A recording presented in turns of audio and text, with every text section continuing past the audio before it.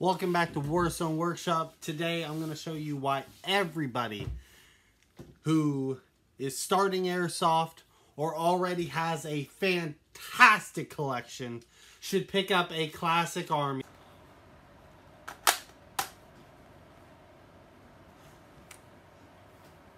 Now, a lot of people think of this as being a beginner gun, but is it a good beginner gun?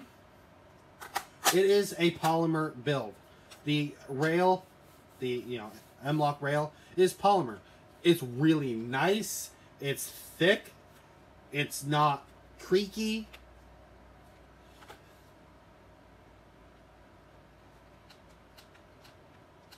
You can wiggle it. The upper is, it's got like a billeted style to it, but it is polymer. These controls are metal, so you got metal selector switch, metal trigger. This bar right here is metal, the trigger guard bar. I got a high cap magazine in it, the polymer magazine. It fits really nice. The buffer tube, the castle nut, the sling point, that's all metal. It's a really nice sling point too. It's got multiple connectors. Of course, your stock is plastic. This is where the battery goes. There we go.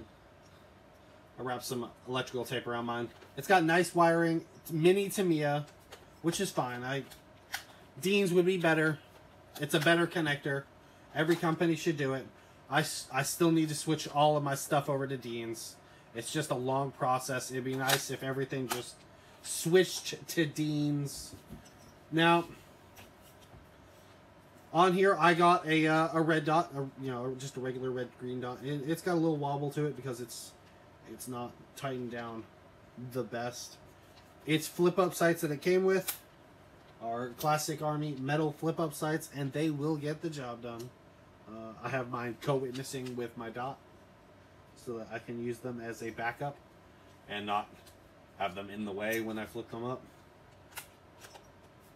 But that's because my dot's on a riser. And it works good.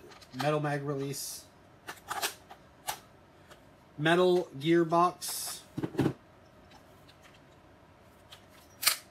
Nice blue hop-up wheel. It's got an internal MOSFET. Quick change spring guide. You can see the little spring, the screw at the base there. That allows you to take out your spring and switch it up. Honestly, there is no reason that you shouldn't have one of these in your collection. Classic Army, man. Even if you already got a good collection going for you. Like, this was a mystery box item I got from Airsoft GI. And here's my collection. So I got AEGs over there.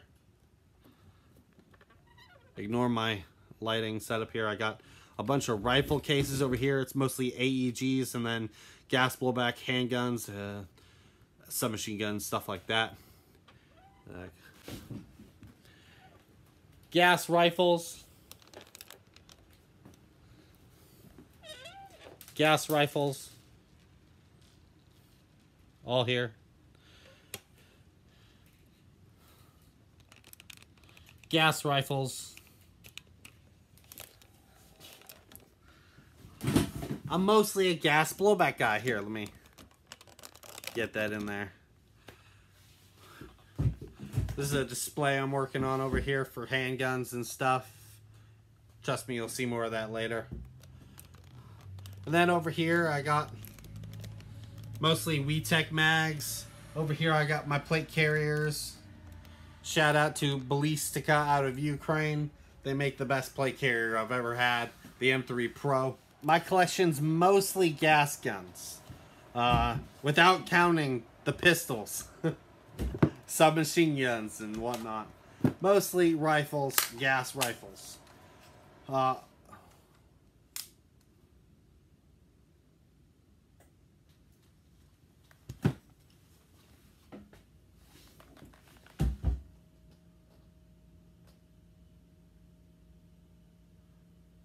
Either that was a power outage or someone's messing with my power.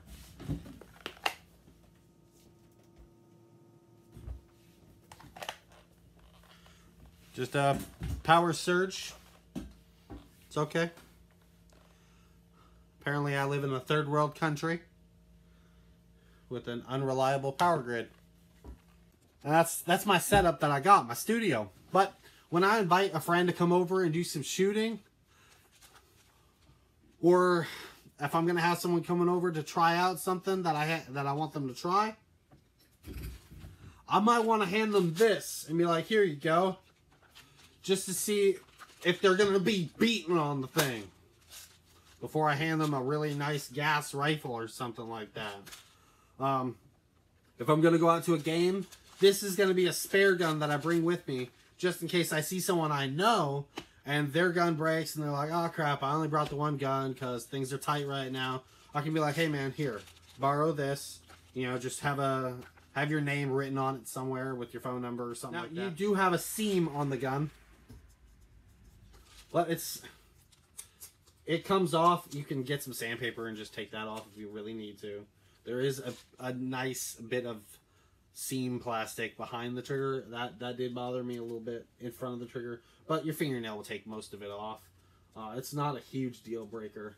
And the rail does attach very well. It's got metal bolts going through to a metal bar on the back here, and you can really ratchet it down with some Loctite and it won't be going anywhere. And then I would suggest putting a polymer M-Lock grip on the front of it, probably an angle grip, because you don't want to put a lot of strain on it because it is polymer.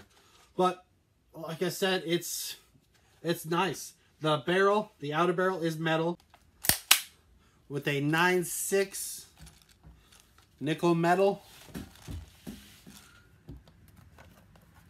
Ace Tech chronograph with a sparkly Cisco. Take a few pops.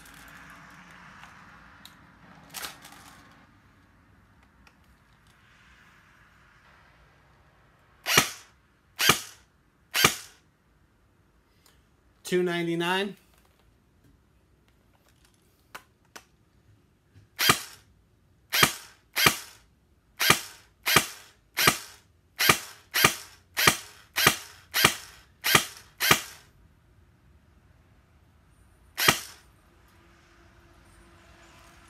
All that, $2.92.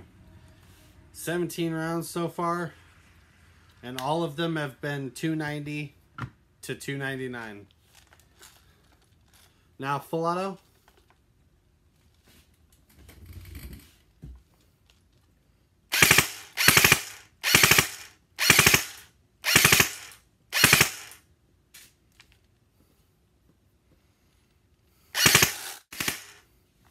Not bad. Not bad at all. Now the rate of fire sounds pretty decent.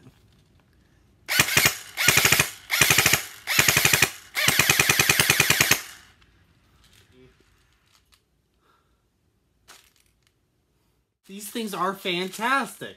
They're not very expensive, and they rip good. If you're gonna start doing some tech work, this might be the perfect thing for you to pick up and try. Do some experimenting with. Just a little bit of customization. Throw a dot on it. Black out that orange suppressor if you can legally where you are. This is a high cap magazine. You can run mid caps if you want. Everything that needs to be metal is metal. And then just slap on your suppressor. This isn't a suppressor. It's actually a tripod for a camera. Well, that's been my 2 cents.